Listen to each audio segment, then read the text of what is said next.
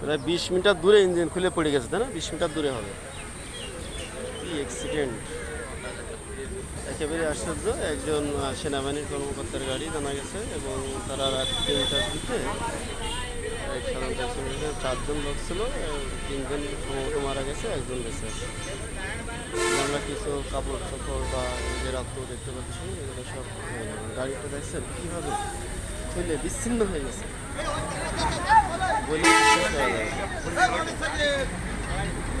এটা হলো যশোর বেনাপোল সড়কের যশোর সদর উপজেলার নতুনহাট নামক জায়গায়।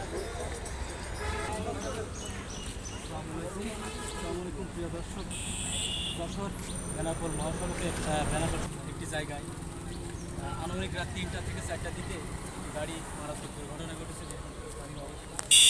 গাড়িতে যাত্রী ছিল 4 জন, তার মধ্যে 3জনই মারা গেছে।